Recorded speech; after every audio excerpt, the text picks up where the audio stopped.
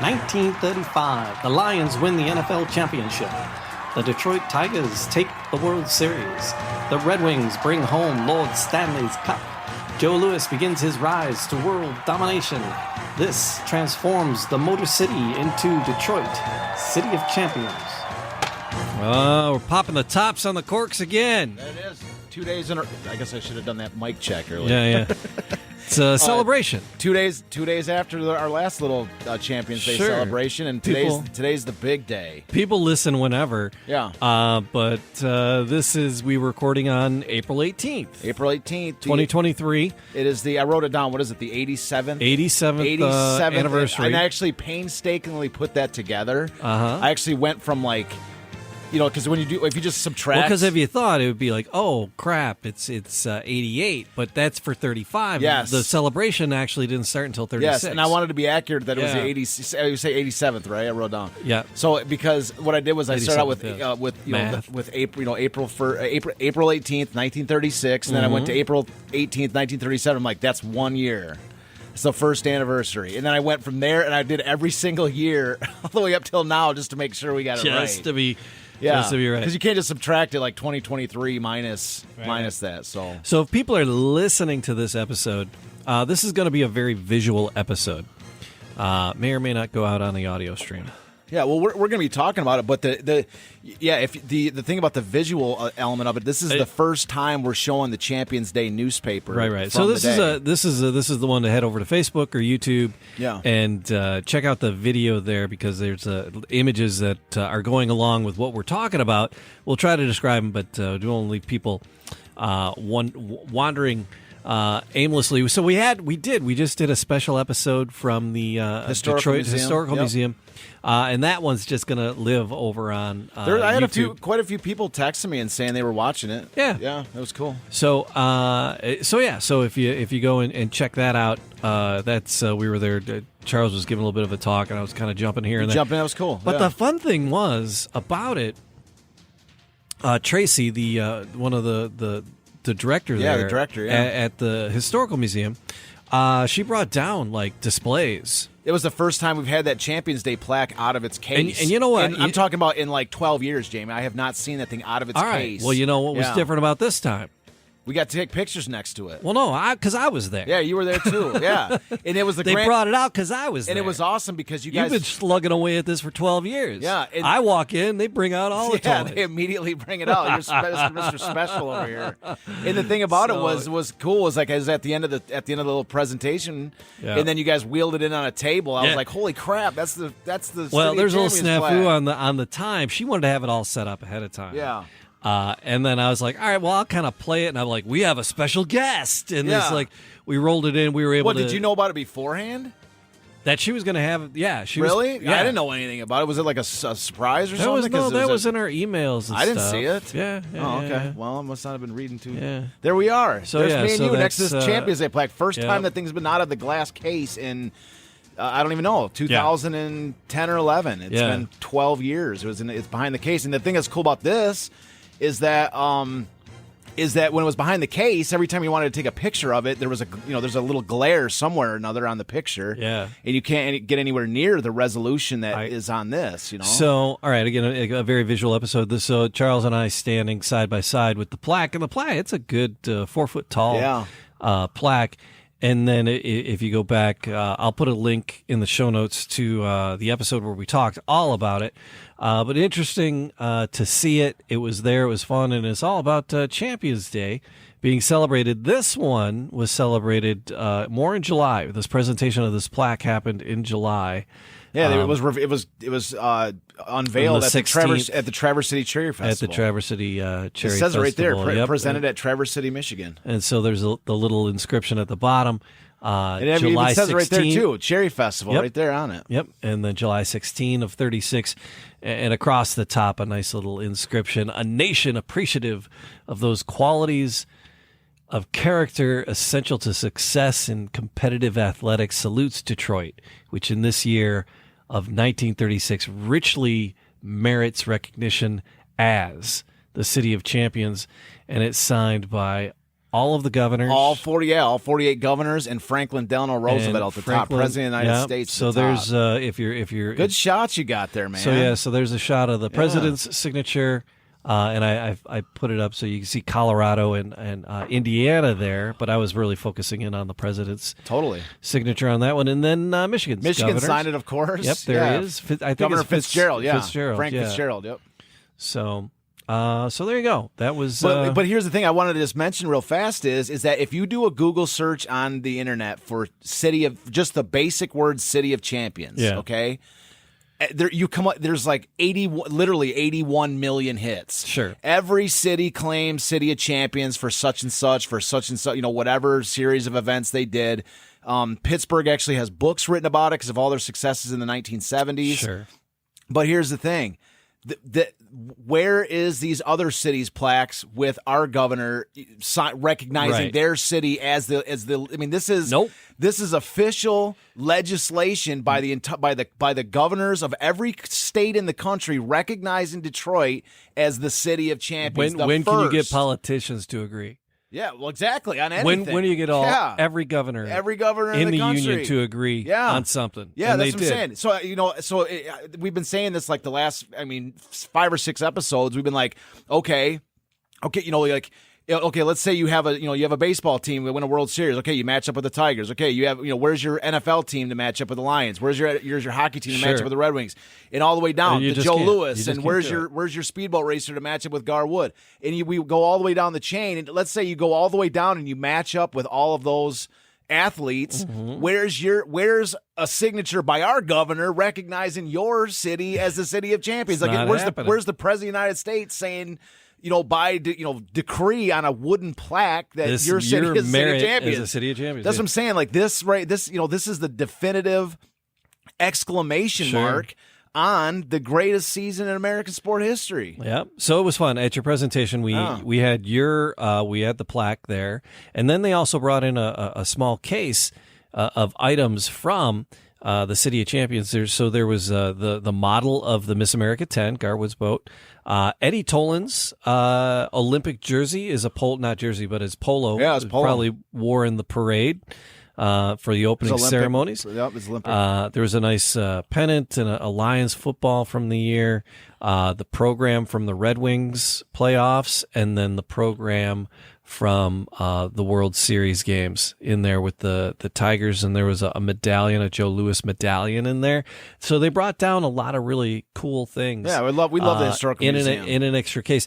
So if you're in the Metro Detroit area, or if you're ever visiting the Metro Detroit area, it is well worth, if you're into this story, it's well worth a visit because they have some great things to go and see. I kind of kicking myself I didn't take a closer shot of the items in the case. Yeah, well, that stuff's on display there too. They keep it in the case. And one thing, I didn't even send it to you, the picture, but I took a picture of it outside, and this was I have not seen this in years past because we go to the historical museum pretty much every year now. Yeah. But I forgot to even ask Tracy about this, but right out front of the like in the case where the Champions Day plaque normally is, they have a timeline with all the events from the general 1930s, and they list off on there 21 of the 33 championships on that thing. And so what I'm saying is that's a huge milestone. Sure. Because from the beginning of this thing, like this story is so forgotten, to actually have a Detroit institution like the Detroit Historical Museum. I mean, that is ground zero for historical fact. Well, yeah. And so for them to recognize it like as part of the actual as part of their actual display, like their actual museum display, is a huge thing because it really does etch this thing into the first step of any type of celebration or recognition or anything is to indisputably to hammer home the facts. And the facts are that the historical museum is recognizing this. Not just by having having the plaque and having these items, but as part of their exhibit, right. They are saying these things happened. We have verified that these events happened, and thus, this story is the foundation. It's not just Charles Avison saying it in his books. This is the Historical Museum on their exhibit saying that this happened, and therefore the question becomes: Detroit fans, everybody, what are you going to do about it? Sure. Well, and Tracy there at the Historical Museum said that they're creating a nook or a display that's going to be a City of Champions display, and it's going to be rotating. We're like this week, kind of like a This Week in Sports. And it was like, so this week in 1935, here's a piece of memorabilia that's awesome. That correlates to what happened this week. So it'll like be refreshing all the time. So whenever you go in, it's going to be highlighting the City of Champions. And it's nice to know that, Tracy, she's excited about this. Yeah, we story. love Tracy. And the thing about her is that she is, she loves the City of Champions, man. She's bit by the bug. Bit by the bug. So once you get bit by the bug, you're in, man. So now Tracy, Tracy Irwin, we love her. She was huge, and she she has been huge from the beginning. I've known her for years. Yeah. The story of that plaque was that I was doing a Noel night. The Noel night in Detroit is every different sort of institution, like every little restaurant and every place, they get to host their own artist to kind of show their wares. So it's almost like they have like one featured artist. And so one year I was at the Historical Museum's like featured artist or whatever. And so I had my book display and I was like selling copies or whatever. Oh, right on. And it was crazy busy. I mean, there was like hundreds of people because the Noel night, there's like everything's decorated. Like all the streets are all lit up. It's like a really cool event around Christmas. If anybody wants to ever come visit it, it's a really cool walking thing around Detroit. But anyways, so I was like the museum's person, and like the whole night, like I'd never met Tracy. She may have invited me. I don't remember how I got the invite to be that artist there. But anyways, but I like the whole night I was like telling this story like a million times a minute. Like it was crazy. I was like, City of Champions this, City of Champions that. And then she was like, hey, you're talking a lot about the City of Champions. Like we've got this plaque in the basement in these in the archives. When I first got here, I saw this plaque. It says City of Champions on it, and I was like, well, let's get it out. And so we brought You're like, it out. That might be the missing plaque because you knew I didn't about know the it. plaque. No, I didn't know any. No, I didn't. No, you didn't know about the plaque? No, I didn't even know about it. I thought you had a picture in the book already. I had. It wasn't in the first book. Oh, no, I found it. I saw that picture on eBay, and I can't remember if I saw it before or after. Honestly, I can't remember if I saw it before or after. But when I did see it, it was right about the same time that I came across the picture. It was like there about the same time. And so, but then I saw the picture, and then somebody had the original picture on eBay, and it had the little tag on the back talking about it and all the different people on it. So I bought it off eBay. Oh. I got the original. It's got all the newspaper clipping on the back, showing up, talking about all the people presenting and everything. But anyways, Tracy, we were up in the boardroom up in the Historical Museum. She had it out on the table, and I was like, holy cow, man. I mean, it's not hard to figure out what it is. This is it. It's not hard to figure out what it is when you're looking at it. It's a plaque inscribed, and it has the year on it. Yeah, and but at that point, did people because they have 21 of the things listed on their timeline. Yeah, so they know. Well, just from the process of going through all this, sure. We've been doing this for the museum for a decade now. Right. And so they're in, so anyways, yeah, so. But Tracy got it on the table, and I'm looking at this thing going, holy cow, this is amazing, Yeah. And so now there it is, front and center. Yeah, and then so I found the picture shortly thereafter, and then I the last time this was out of its case was because first of all, I had when I was on the road selling books. For the first few years, I was like, well, I might as well get get people engaged a little bit. So what I did was I had a petition to bring back Champions Day. Right. I had 5,000 signatures. And from doing these little event, these different events for the Historical Museum and talking to them, they organized. My petition really didn't have much to do with it. I'll be honest, it didn't have much to do with it. But the Historical Museum, when they were releasing this new wing, where they have this wing there where Tommy Hearns and all these, Scotty Bowman from the Red Wings, they all put their hands in cement, like the Hollywood Walk of Fame. And so they were opening that exhibit up. It was it's outdoors, and and Tommy Hearns they wanted to get Tommy Hearns there to put his hands in cement, but they wanted something to kind of kick off the day. Oh, okay. So what they did was they got the mayor's office to sign a proclamation to bring back Champions Day. Mayor Bing signed it. That was at the 2012, time. I believe. Yeah. Yep. So Bing signed it, and then he was sick or something. So they had his vice, the vice mayor, come in and present the to present, read the proclamation. And so, it's in essence to bring back Champions Day. And so, there was there was a media camera there, but there was no they were like a freelancer. Yeah. And then they also had the plaque out for people to see the plaque. And that was, and my friend CT was there. He's the guy that that really discovered this baseball analytics thing and got me hooked down that whole thing. But and he's since passed. But he was there with me. Yeah. And it was awesome because we were in this room. We're like, dude, they're bringing back Champions Day right now. And I filmed him speaking. In my video that I took with my phone of the vice mayor presenting this Champions Day, reading this declaration, my video footage was the only video footage to actually make it out onto the internet. The camera that was there, the video guy didn't even release it. They were freelancers, and they must not have gotten any money from the Free Press or News. So forget about it. So they didn't even broadcast it. It's another sad saga for the City of Champions story that wasn't even good enough to make it out on the news wires at all. But nonetheless, I have this on my Facebook pages. I have a picture of me holding the proclamation. Okay, and I think I have the video on there too. I have the video somewhere, but anyways, so that was the day they brought back Champions Day, and that was the last time that the plaque was out of its case. That's why I was so surprised when you guys wheeled it in. I was like, I got to carry it in. Oh my God! It's like you carried it out though. I didn't carry it. Oh, Tracy had it on that cart. Oh, she just put it on the cart by herself. Yeah, I didn't. Oh, maybe I don't. Yeah, maybe I did help her put it up there. I think I did. I think I helped her put it on there. But as we were there, so we had the display with Eddie Tolan's jersey and the Joe Louis medallion and the other memorabilia, and then we had the plaque there. We had our banners up too, and you had while you were giving your talk, the special paper that was put out. Yeah, my traveling copy of my City of Champions newspaper. So there were a couple issues that came out between the Times and the Free Press and the News. Yeah, there were a couple special papers that and it all came out. There was a newspaper war raging for 30 years between the Times, the Detroit Free Press, and the Detroit News. And that newspaper war manifested in as a perfect example surrounding the events around Champions Day. Did we want to start with the proclamation, or are we going to kick into the newspapers? Which proclamation? You sent me a picture of a proclamation. Which one? You sent me that picture. Oh yeah, well, you can put that up there. Is that the proclamation? Those are the original proclamations for Champions Day. One's by the City Council of Detroit, and one they called it the Common Council, and the others by the Governor of Michigan, Frank Fitzgerald. So in 36? Yeah, 30. Okay. Yeah.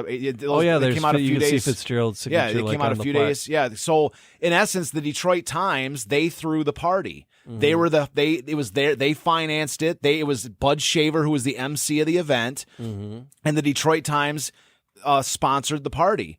And so because of this newspaper war, the Free Press and News, the last things on earth that they're going to do is to go and to hype up the Detroit Times party. Right. So they didn't cover it. And so in response, but they had to do something to celebrate the City of Champions season. Mm-hmm. So the Detroit News did the absolute least, which was to put it like the day after the party, they put out a little stub of an article. It was like, Champions athletes faded last night at the Masonic Temple. They basically covered the events after the fact. Right. And then the Free Press, theirs was the most long lasting, which was they put out that on April 19th, the very next day. They put out that gorgeous pictorial. Right. So the newspaper that we always show with the the double panel. Yep. That's why I call that that's the City of Champions newspaper. That came out on April 19th, 1936, the day after the first Champions Day on a Sunday. This is a Rotogravure supplement. That's the guy, yeah. Yep. And so what that newspaper I was with on stage, whenever I'm doing a speech somewhere or a presentation like that, I always have my travel copy. I have 3 sets of this, and I have the only known 3 sets. I've seen other people with panels of it. I've seen there's a guy that has a half of one of these, and he's got a bunch of the players. I take that back. He does have a full one, but it's not in the. I don't think it's all in the full panel. So maybe there's 4 full sets, but I think his is cut up, and that's how I was able. I think I had to stitch his back together because I used his in my first book. I had not acquired a copy before I wrote my first book. Okay. And it was like shortly it was, I would think I was just going to press when I can't even remember. I don't know. I didn't think he had a full set, but anyways, let's just say there's four. There's 4 sets known to exist. I have 3 of them. Okay. So, so I have 3 sets. I have 1 set which is my travel copy, and that's the one I had at the museum. Right. And so, and that one's ripped in half, and that's why it's easier. That's why it's my travel copy, because I can put each panel in a poster frame and then put it in a briefcase. And then so I have another set which is like it's actually bolted to my wall, and that was like one of the greatest trades I ever made in my life. I was doing an art show, and this guy came up to me, and I had my travel copy up, and I was selling books with my travel copy, and he comes up and he goes, "I have one of those," and I looked at him like. I think on that day I only had half of the panel up for whatever reason. I think I had a small display, so I only had half the panel up. And but this is what it was. I remember the story. So I had half of my newspaper up because there's 2 panels. I only had one panel up because of the size constraints of this particular art show I was doing. And so, anyways.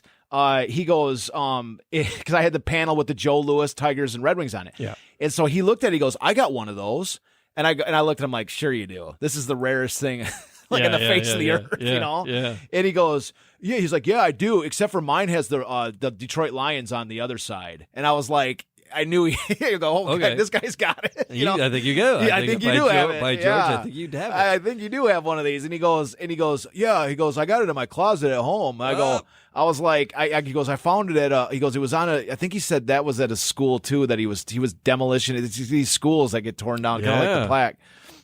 But anyways, he got it from somewhere. He was demolishing something, and it was bolted to a wall. And so I was like, I go, "Dude, you want to sell it or you want to trade it for whatever?" And he was like, "Yeah, why not? I'm not really doing anything with it." So the guy brings it in, and it was glued. That both newspapers were glued to wood, and then the wood was framed in these huge, frames. They're big, huge, like frame with the matting around it and everything. Really nicely framed with holes in the sides where it was once bolted to a wall. And so I was like, "Dude, I don't remember what I traded for it, but it was a ridiculous price. Like I gave him a book and a replica newspaper and like maybe like $50 or something. Wow. But it wasn't much. And he was like, "Thanks, cool." And so now that's bolted to my wall. Yeah, at home, and I get to look at it all like whenever I'm at home. And then out of nowhere, and then the final set I got was. It was just on eBay, and what it was the newspaper was like they were just showing the front, and the front it has a picture of Jack Adams carrying the Stanley Cup, and the front's awesome. The Jack Adams picture carrying the Stanley Cup is really cool. But anyways, that person was selling the newspaper based on that. Like they didn't even open the paper. Sure. To show the middle of it. Right. But I knew what it was because of my other set. I'm like, I knew what was in it. And I'm like, holy cow. And so, Jamie, I put a bid on that listing for $999.99. That was my max bid. Yeah. You know how much I got it for? Well, how much you get it for? Guess.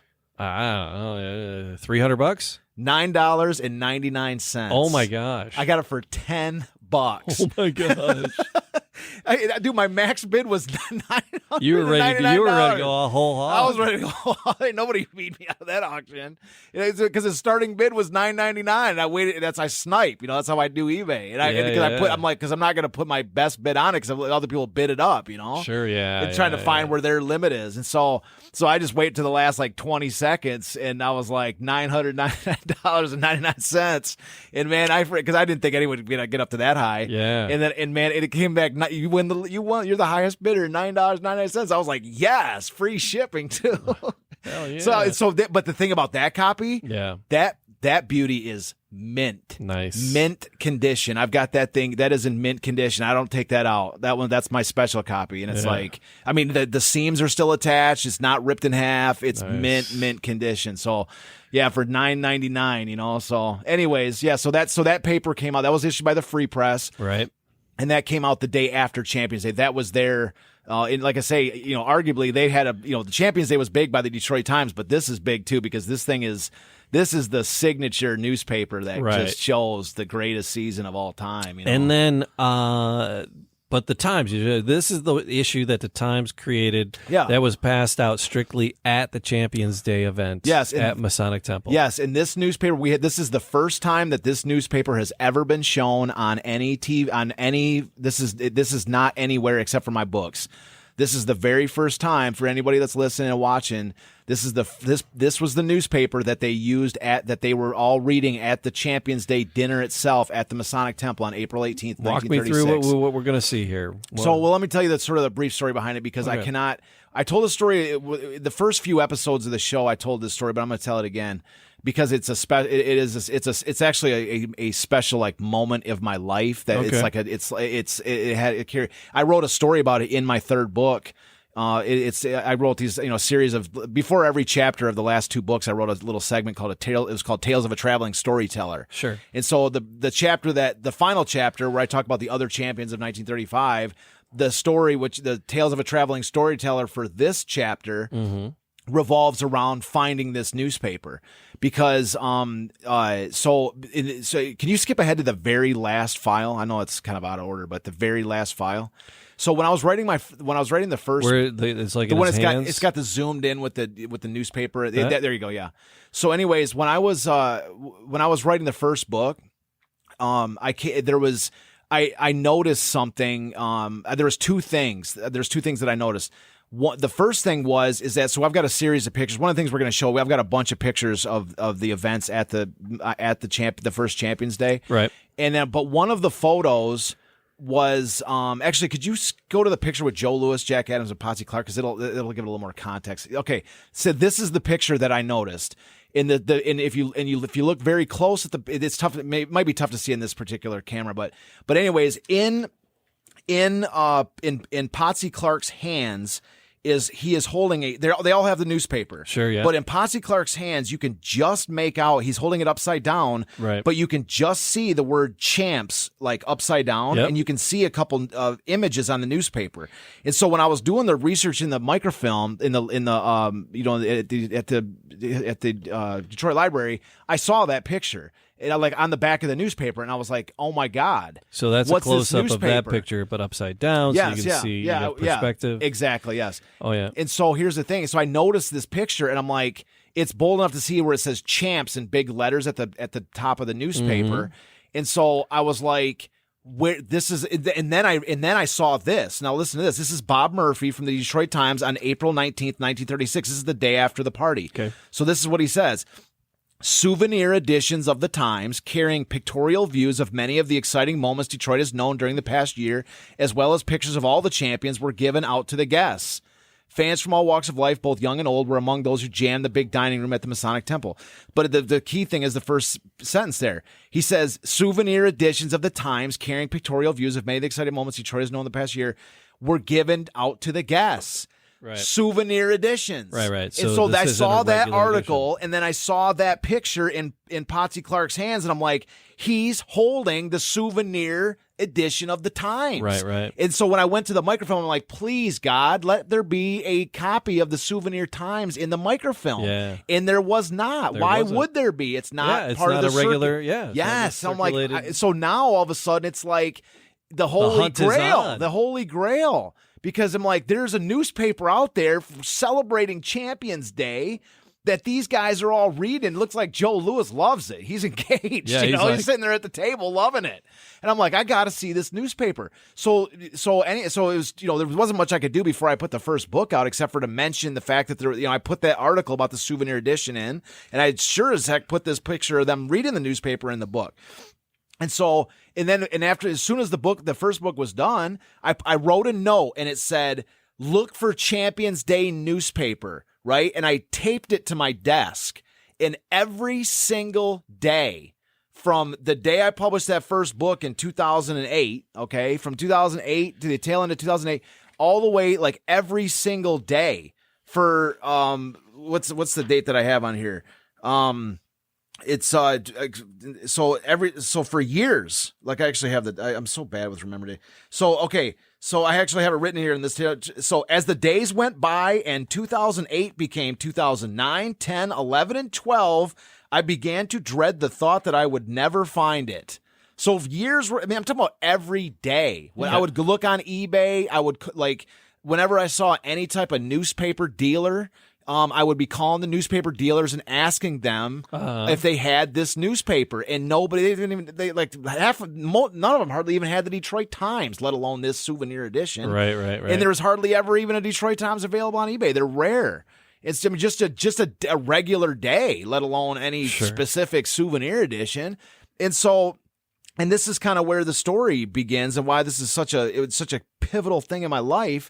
Was that there was this random night I was at the bar, and I was just having drinks or whatever, and I met up with this guy and this girl, and they were kind of like your hippie types, right? Sure, yeah. And we were having a great conversation, and we ended up taking the party back to my place, and because I live right around the corner from all these bars in Midtown Detroit.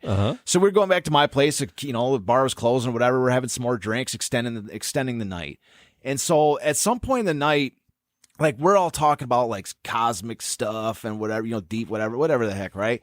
But at some point in the night, they start talking to me about like, basically going down the direction of like, there's no God. There's no God like this, because I've always felt that there's been something out there that tapped me on the shoulder to do this City of Champions thing. Right. Like, why, dude, this is the greatest season in American sport history, and 3 generations of researchers have not even mentioned it in a book or a newspaper or anything like this. I mean, how is it possible that I found this story? Like, it's too bizarre, right? I don't know why, but I felt like there's been something that's been kind of guiding my path and saying, this is what you have to do, which is to bring this story back, right? Yeah. And so I've always, and there's been numerous things along the way, these little signs that are like, like for instance, I'm like looking for a certain angle to talk about the Joe Louis chapter of the second book.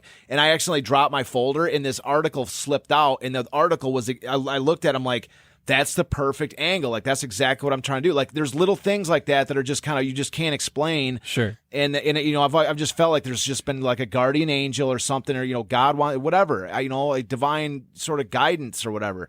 And so I was telling these people that I'm like, I feel like I've got this, that there's this, divine influence on this. And they're like, you want to believe that because it gives you comfort. Yeah. They're like, that was that was the overall tone of our conversation. Was they were like, you and other people like you, you want to believe in that, and it's fine. They're like, but it's just not true. Like right. that's their mind. That was their mindset. So anyways, my natural inclination is always to be open-minded to other people's perspectives. Yeah. I like to consider the other side. I love to look at it from the other person's perspective and, give something a chance.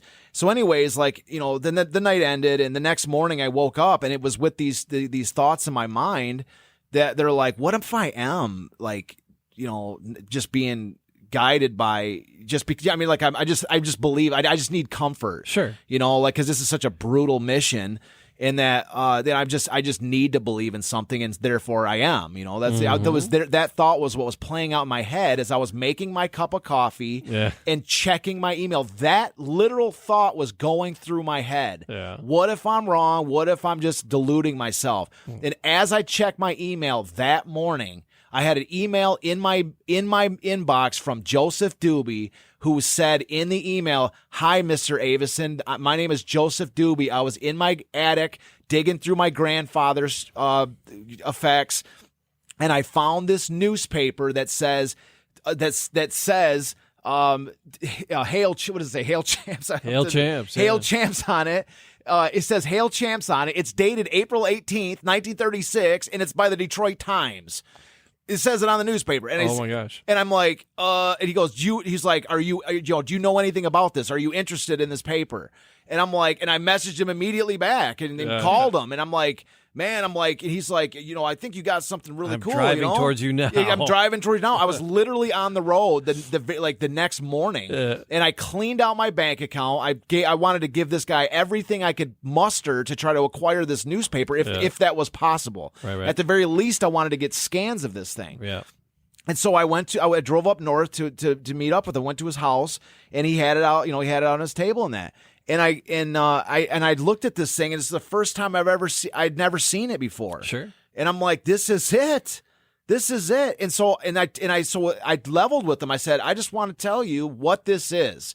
And I said, I estimate there was only 1,000 copies of this made because there was 800 fans in attendance and then, a couple hundred of, athletes and their family, friends, whoever they brought with them. So I estimate there couldn't have been more than 1,000 copies of this made. Sure. All right. And normal circulation is like 200,000 for a newspaper. Yeah. And so, at that time, like 200,000 a day per newspaper, thereabouts. So I'm estimating there's 1,000 of these in existence. And this guy's got one sitting on his table. And I tell him, like, look, man, this is a forgotten story. This is the rarest thing this is the crown jewel, the rarest thing that there is. Like, if you're trying to like be a salesman for something, you're like, it's not that great. I was doing the literal opposite. Yeah. I was like, this is the greatest the most thing valuable I've ever piece of seen everything. in the great. I've been looking for this for like 5 years. Now, every how much do you single want for day. Yeah, I'm like, it's rare. I'm like, honestly, it's priceless. Yeah. But newspapers don't really. I mean, I'm like, newspapers don't really have that. They don't really. Newspapers really don't actually sell for that much. But I'm like, but I will tell you that if we made this thing into a movie and the City of Champions came back in like a major way, this thing would be like friggin' priceless, right? Yeah. It would be ridiculously expensive. I'm like, but the problem is nobody knows what the hell it is. If you put it on eBay, I'll get it. I'll be the one that buys it from you for $10, but at the same time, like, this thing is amazing. And coolest of the cool. And what I told him is I was like, listen, I go, whether it is through scans, if you let me get scans of this thing or you let me make an offer for this, whatever it is, I was like, I told him, I said, I was like, and he was like, well, what are you offering? And I was like, I got 200. I told him everything I had. I got $240 to my name. Here it is. And I got a copy of my book, dude. That's like or whatever. And the guy goes, I can't accept that offer. He goes, you can just have it. He just gave it to me. Oh my God. And he goes, I will take a copy of your book. And I was like, deal, right? Hell yeah. And so he gave me this thing, man. Oh my gosh. And I told him, and this is the thing that I told him. I said, listen to me. I was like, I just want you to know about this newspaper, okay? I was like, I want you to think about how cool I think this is pretty freaking cool. Mm-hmm. I said, this newspaper, it was 80 years ago, I think at that point. I said, listen, 80 years ago, this newspaper, its primary function was to convey the story of this City of Champions season to 1,000 people. Yeah. I was like, in my hands with this newspaper, I'm going to broadcast this story to 1 million people, to millions of people. I said, this newspaper, I was like, it's the last, potentially the last one of its kind. And I go, it's fascinating for me to think that it gets a second life as a, to live it, to achieve a level that it, that none of its sort of brethren that were issued at that day could have possibly, really imagined. That's amazing. And then you give him credit in the book. Oh, 100%. I tell the whole story. Great. I tell the whole story. And so anyways, this was, but what's even more if it's possible for this newspaper to be even more cool, is that the top right corner is signed by Schoolboy Rowe, oh my God, Tommy Bridges, and Eldon Auker, the top three Tiger pitchers from 1935. So this is autographed by them. Yes, and most likely on Champions Day itself. Yeah. So there is no higher level of oh my God. Of incredible this is it was one of the greatest like things. But the thing that was for me though, besides just the acquisition of the newspaper, was that the timing. Yeah. That the timing, sure. that it was that morning that I'm sitting here going, well, maybe maybe these people are right. Like maybe I am deluding myself. Yeah. Break it down for me. What I just want to finish up and say this, and I say this in the book too. I will never not believe that there is a God. I will never not believe that there is something out there that that we don't see, that we do not understand. I will never question that. I will never question it again. Okay. And so this, like I say, this, it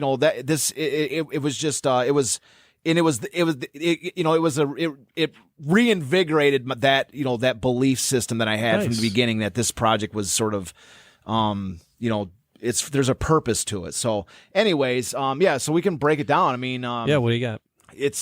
It shows scenes of the greatest season, just like Bud Shaver says. Let's see if he lives up to the art. He says, it says pictures of all the champions we're giving us. It says carrying pictorial views of many of the exciting moments Detroit has known in the past year. Let's see if that lives up to that. All right, so we got two shots of baseball. Yes, the very top photo on the front is Mickey Cochran scoring the final run of the World Series, which I guess we haven't covered yet. We haven't covered the actual final games. Yeah, we haven't done those games. We got to get to that point. So this is an iconic photo. This is Mickey Cochran, the man who started it all, crossing home plate with the winning run in the Game 6 of the 1935 World Series to win the championship.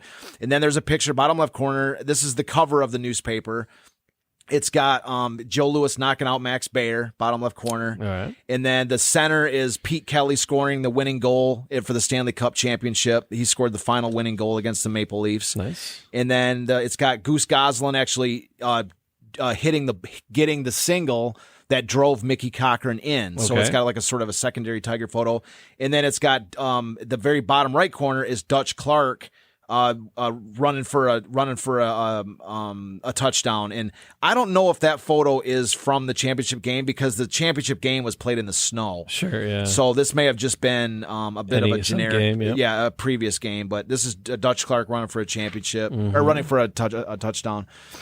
And then you can go to the next page if you want. That's the first major page of the pictorial there. I was like, oh, no. All right, so I'll let you tell us who the top left guy is. Oh, I don't know. I can't see that. Take a look. Use. Oh, is that Garwood? There you go, buddy. Right. And the Garwood and the Bears. Yeah, he's got the Bears, Teddy and Bruin. So what I love is what I'm so happy about being able to show this newspaper. At this point in the show on our 96th episode? 94. 94, okay. Yeah, something like that. Anyways, deep into the show now, is that anybody who sees these people on here, most of these people are people that if I had shown this newspaper in the first couple episodes of the show, nobody would know any. But when I said Dutch Clark, people might not even know who he is. Sure. Now, from where we're sitting now, look on the second page there. We got Clark Haskins. Yeah. We know who Clark Haskins is. We talked about Clark Haskins. We got Donnie Hughes, a Detroit Olympics manager. He's there in the left corner. We got Garwood Jr. Garwood's son, working on a carburetor there, and so we know who he is. We got Charlie Garnier from the Tigers. We got Hank Greenberg on that second page. Mm-hmm. The girl at the very bottom of the page is Constance O'Donovan, and we were actually going to cover her today, but she's going to be on our next episode. Oh, okay. Tennis. Right. We're talking tennis and badminton with her and her tennis partner, Esther Pulitzer. All right. And so they're on the next page. And so if you go to the next sheet there, we've got Jack Adams, of course, top left corner. You want to tell us who the guy in the middle is in the top? Dude, I can't. Potsy. We got Potsy Clark there in the middle, top Lions coach. All right. And then we've got Yip Foster, top right corner, and he's the captain of the Detroit Olympics. Oh, okay. Yeah. And then the middle segments, you want to fire off at the two guys in the middle? I can't see it. You can't see them? Okay. I can't see it. We got Dick Degener and Eddie Tolan, both of them on there, side by side. All right. And so, of course, we covered them recently. Yep. Then we have another guy who we're going to be talking about, Tom Haney, who is a national swim champion. Okay. And I guess we could have covered him at the same time we did Dick Degener, but we will get to him. We have Herbert Mendelson, who was drove. He was another speedboat champion. He drove. There was it was an outboard championship. Oh, okay. He drove a boat called the Notre Dame, and he on the Potomac River for a championship in '36. So. Or I think actually his was 35. He's actually on that. He's on that champion, the City of Champions newspaper as well. Herbert Mendelson is, and then so we have Jake Ankrum, the world's amateur billiard champion. He's on there. He makes a little appearance, as does Esther Pulitzer, who is Constance O'Donovan's women's doubles tennis champion partners. Right. And then Doug Young, Wings captain, he makes an appearance. Yeah. So it's just down the list. We've got all these guys, and I think I actually have a couple more pages of this. This was just the ones I used in the book. Okay. I'll get those at some point. I was just we're just showing off the champions from the newspaper. So, but anyways, yeah. So those are the main things there. So you still have this edition? You still have Absolutely, yeah. Have you ever seen another one since? Never. No, you haven't heard of anybody who has one. I still check eBay. This could be the only one. It could be the only one in existence. It could be the only one in existence. And this is definitely This is definitely the first time, and it's autographed by the three Tiger top like best pitchers. So cool. I didn't do I was going to enlarge that photo to show the top right corner, but it is on that top right corner of the photo. In this particular, the actual newspaper, if you go back to that first page there, the top of there is kind of a lighter. It's like a tan. I can see. I cleaned that up myself just for the images on the for the digital image, just because the normal paper is actually kind of that. It's got that same darkness that is that borders the Detroit Times. Yeah. The problem is that they signed it in pencil. Yeah. And so it's just to the naked eye, it's a little bit faint. So what I did, it took me like freaking 2 days. But what I did was I basically removed that dark, kind of, that dark area from around that where it says Hail Champs. Yeah. The original is dark all the way around it, just like the same color is where it says Detroit Times. The original is dark like that all the way around the red. Man. But the thing was, I wanted to remove it because so it was in the book, you'd be able to see the pencil signatures. Yeah, you can. Yeah, so if you blow that up full screen, if you're watching. Yeah. So, anyways, so you'll can be able see to see those. Yeah. So, anyways, it's like it's just the fact that it's the way that it happened, the way that it came about, like it's just that's what I'm saying. Like to me, it's almost like the story of just finding it. For me personally, like it's that was the big thing. Like for me, it was like the fact that it like the city of I didn't find that City of Champions, that the Champions Day newspaper. Right. The newspaper found me. You know what I mean? Like it literally came to me. Yeah. And so. Anyways, I've never seen another one, and now, like I was just gonna say, this is the first time that this newspaper has been broadcast on the internet. This is not on the internet anywhere else. It is only here via this show. This is its debut, first time in, what is this, the anniversary? This 87th anniversary? 87, yeah. This in 87 years, this is its grand reveal into the digital age. So. Welcome the newspaper to the digital age, I guess. Yeah. But anyways, it's the first time it's been seen. So if you're seeing it now, it's also in my books. If you want a paper version of it, it's in the books. You can see all the details a little bit better. But I'm just, welcome to the modern world, City Champions Day newspaper. Yeah. Well, and then the party itself, where these were passed out, a ton of the champions, 800 fans, the Masonic Temple, just a big celebration. And it's interesting to see, the different athletes from different sports, yes, getting together and shaking hands, and it's like talking to each other. This day was the birth of Detroit sports. Mm-hmm. The official, and that's we were talking about this at the presentation, on Sunday. This day officially, that's why this day should be recognized. There was somebody that told me one time, he's another historian, and he says, well, Champions Day is kind of like just like, National Milk Day. Like you can celebrate any holiday or whatever. And I'm like, no. I said, you know what, dude? You're right. You're absolutely correct. A holiday is only if it's really only its value is tied up in the people's willingness to celebrate it and desire to celebrate. If nobody gives a crap about it, then it's not going to get celebrated. But I'm like, but here's the thing.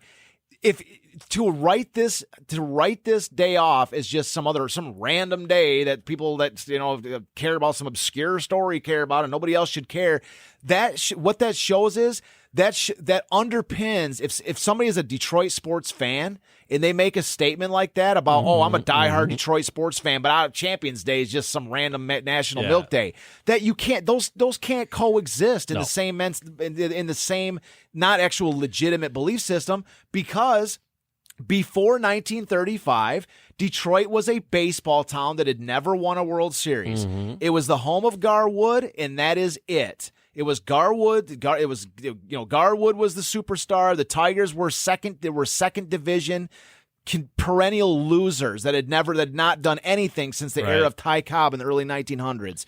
And so it was after 1935 that the Tigers win their World Series, the Lions win an NFL championship, Red Wings win their first Stanley Cup.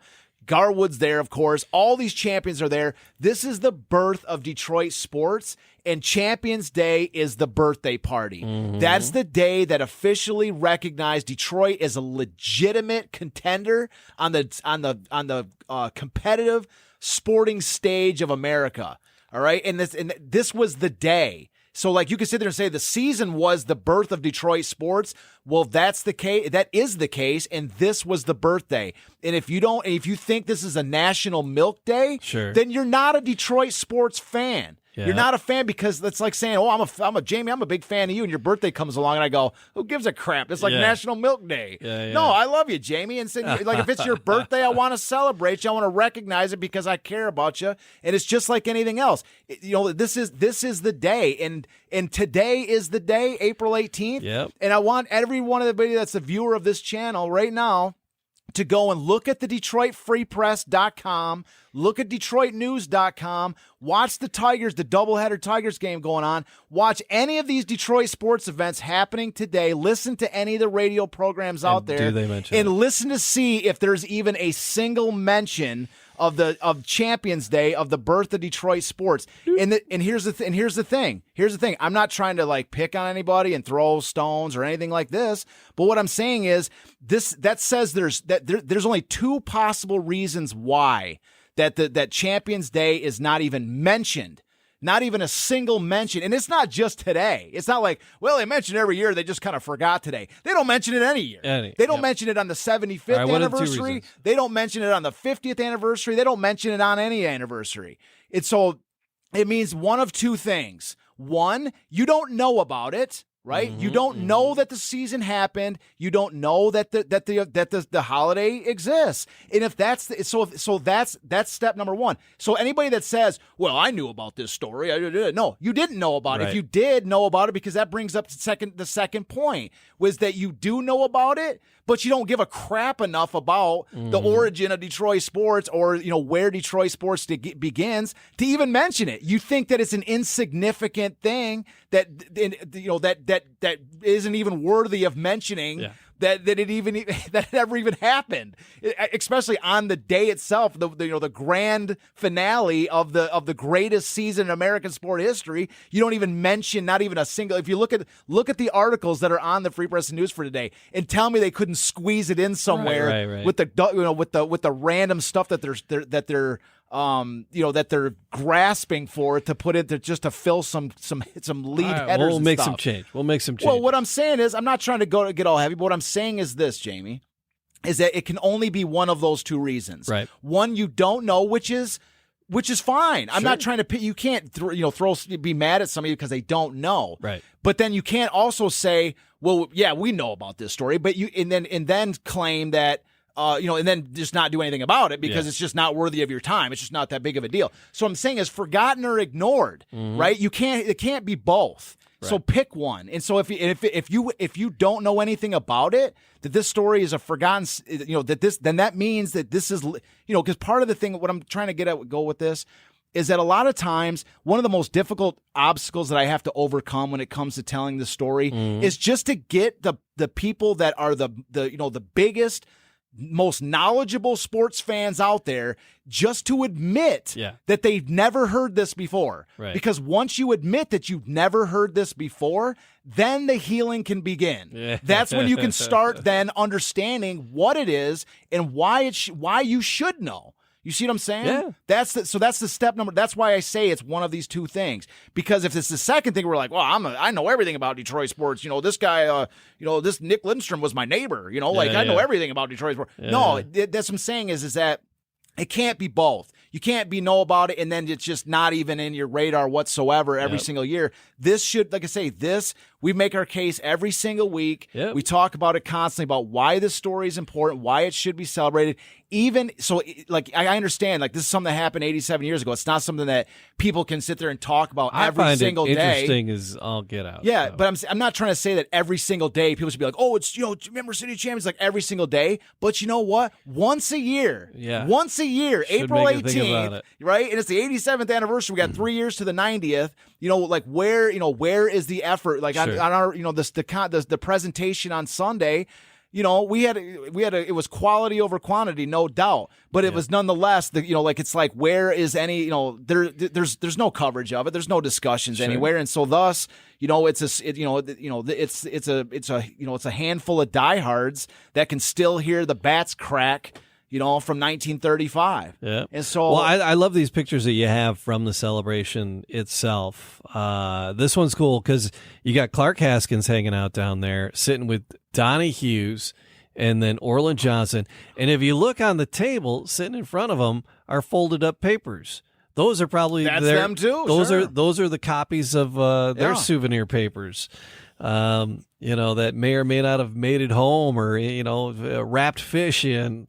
Exactly. Every newspaper that didn't get stashed like Joseph Doobie. I know. He like Joseph Doobie's dad or grandfather, every copy that didn't get it's gone. Yeah, it's gone. And so that's what I mean. Yeah. And so in this little set of photos, we've got I like the Harry Kipke and Gar Wood up top. Yep. And I like whoever's photobombing him over his shoulder. That is just. I know that. Yeah, that just encapsulates the excitement of the day. Yes, I don't know if he's like a player of something, or for all we know, or if he's just a fan. For all we know, that could be Joseph Doobie Sr. We don't know, but that guy's like, hey man, I'm in a picture with Gar Wood. There's a guy with a camera there. That guy's jumping in. He's photobombing Gar Wood. I know. I love that picture. I love that. Yeah. So there's a picture here. Some other folks hanging out. Go back to that. I gotta see. I gotta look at the caption because there's a million different faces. Go back to the other one, the previous screen. Sorry. Yeah, because those are names that we're very familiar with. So which one was it? The Gar Wood one. There it is, Gar Wood. All right. So the pictures on that. I gotta look at my. I just read it's Clark Haskins, Donnie Hughes. Okay, you did read. I'm sorry. Johnson. Yeah, you did. Okay, good.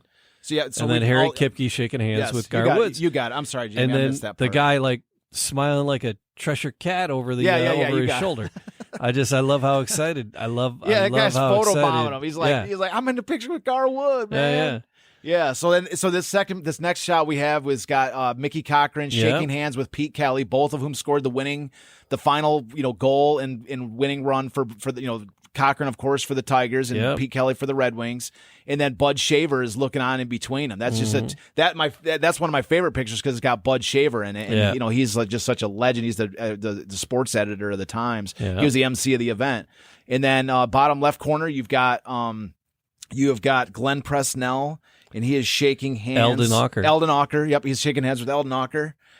Tiger pitcher shaking hands with Glenn Presnell, my favorite Lions player, which is obviously I love that picture. Yeah. And then the next picture, Bucko. We got Bucko. If we got a Bucko sighting. McDonald and who's G. Walker? G. Walker's a Tigers outfielder. All right. And he was Joe Lewis's favorite player. He was Joe Lewis's favorite Tiger player. Yeah.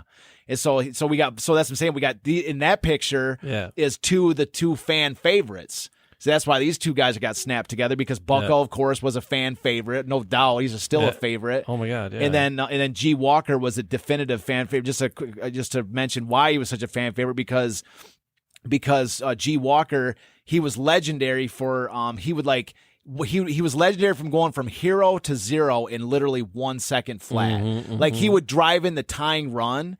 He would get on first base and then get picked off at first because he was like, looking at somebody in the crowd or something. So he would he would go, everybody would be like, yeah, gee, we love you. And then he would get thrown out for something stupid and they'd go, or steal a base terribly, like slip and fall on his way to second or something. And so they would so he was maddening. He was very hit and miss. Well, yeah, he was super like 1 second he's a superstar. The next second, everybody, and they didn't boo him though. The fans didn't boo him. They loved him no matter what. What he drove crazy was the managers, of course. And so when Bucky Harris, this is a quick aside, when Bucky Harris was the Tiger manager prior to Mickey Cochran and the Tigers, because that was G. Walker's, that was who he was. And so he was like that his whole career. So when he was in 1932, okay, and so in 1932, G. Walker had been this like 1 second he's a hero, 1 second he's a zero. And so in 33, Bucky Harris tried to tame him. He tried to say, listen, G, this is what's his name was Gerald. They call him G. And they said, listen, Gerald, G, from now on, you're only going to steal when we tell you to steal. You're only going to do this when we tell you to do this, right? So they tried to corral him, to try to get him to shape him, right? Yeah. And it's one of the greatest articles I've ever read. I have it in the book, in the G. Walker section in my second book, because the article that they're complaining about the strategy because in 33, G. Walker completely nosedived as a player because they're trying to corral him. Yeah. And so they said, the writer says, they say, they go, Bucky Harris tried to tame the wild Mustang of the range. They go, everybody knows you don't win a race. They go, in the process, they turned G. Walker into old Dobbin. Oh, boy. They go, you don't win a race with old Dobbin. You got to set that pony free. You got to set the wild Mustang of the range free. So that's what I'm saying. So they tried to tame. I just love that. I love that article with them.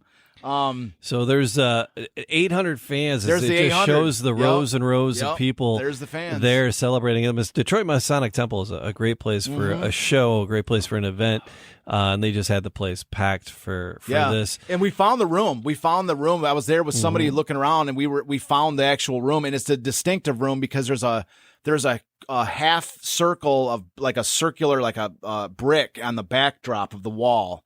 You can see there's pictures in there. You can if you look on the picture we showed with Joe Louis looking at the newspaper, that distinctive like wall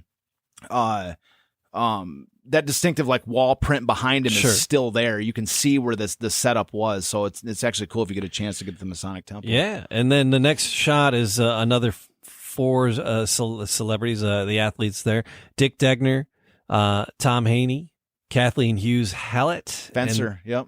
And then Esther Pulitzer. So we're going to talk Esther Pulitzer next week, but we know who Dick Degner is. Tom Haney's the swimmer, and Kathleen Hughes.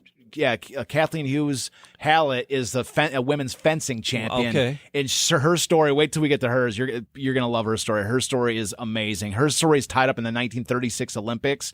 She was voted the most beautiful woman in the 1936 Olympics. Yeah. And when she went there, the story is incredible. Like she found herself. I've got this incredible story where when she got to the 36 Olympics, she was just escorted by this Nazi officer just because like. That was her escort, for the Olympics. Sure, yeah. And he took her to a friggin' Nazi rally. Oh, jeez. Yeah. So, anyways, she describes it. She's like, this is a firsthand view of an American that knows nothing. Right. That knows nothing about anything that's going on in Germany. For somebody that's like that has no idea to suddenly dawn on her what exactly is going on. Is a remarkable story. We're going to get to her, but she's a tremendous fencer, and that she's at the table just like the rest. That's great. And as men and women, that's cool. Yeah. Too. Oh, totally. And so when it comes to Esther Pulitzer and Constance O'Donovan, we're going to be covering them again in the next show. And I have the original Western Union telegram. Her daughter or granddaughter I met online. They sent me a copy of a photograph of the original Western Union telegram that invited Esther Pulitzer to the Champions Day dinner. That's so cool. Yeah, so I was going to show it on this, but we got so much information overload. I figured we'd save it for her story next week.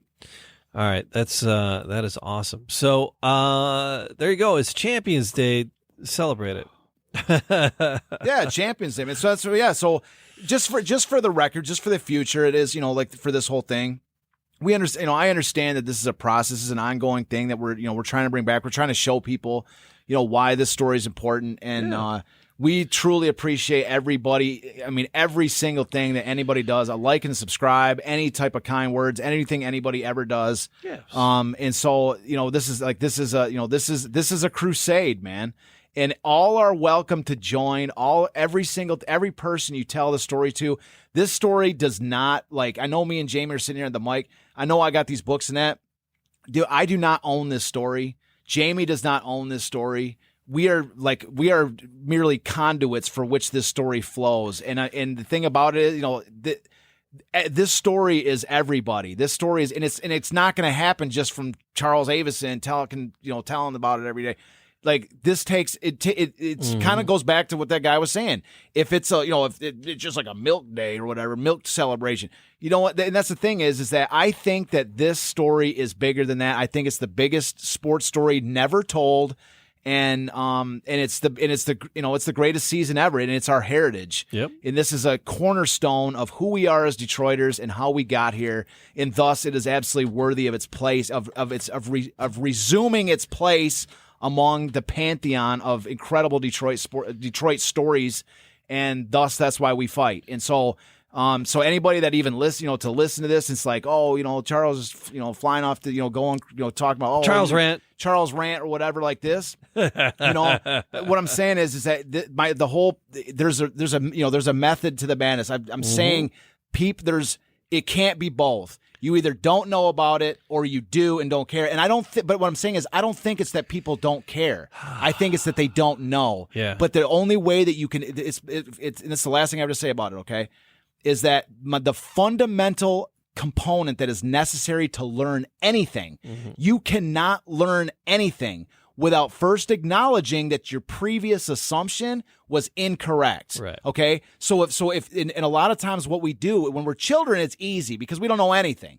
We don't know anything as kids. So as we learn things as children, we don't know anything. And so when somebody tells us something, we learn something, and it's just easy to take in and easy to learn. Okay. But as we get to adulthood, a lot of times we fill in the gaps from our childhood through our adulthood. We fill in the gaps. We may not know something, but we kind of need to know something about it. So we'll just fill in that. We'll just kind of make it up to fill in the gaps, or just to make sense of something. Like when we say like the history of Detroit sports, we're like, oh, there's Ty Cobb, and then there was Gordie Howe, and then there's Bobby Lane. The rest is fine. I don't really need to know anything about the rest. There's gaps being filled in that are it's almost just out of default. Yeah. Because you don't know anything, that you don't know what the missing components are, and it's just like you're ready to move on to the modern stuff and the stuff you actually are really interested in. And I get that. But like I say, in order to understand, in order to learn, the definition of learning is to be able to, when faced with superior logic, superior evidence that overcomes what you previously thought as true, if you cannot admit that you did not know that, then you are incapable of learning that new thing. Right. And that's what I'm trying to say is that's been one of the hardest things to get through to Detroit sports and Detroit sports fans, is the understanding that you did not know. And I did not know either. I'm not perfect. I never knew anything about this first, but now I do, and now I'm trying to get other people to understand. And we're going to keep sharing it because there's a lot more Was Chris share. just talking smack about me, He was dude? a little bit. He was a little bit. What'd he say? He said he loves Charles rants. Okay, good. It's like Charles rants are always a good thing. Don't make me come out there, Chris. So I can say whatever I want to say. That's right. But just thanks for joining us on this adventure. Cheers to Champions Day. And cheers to you. Like, subscribe, leave a comment. And just again, when April 18th rolls around in your year, just cheers. Toast. Cheers. All right. We'll see you next time.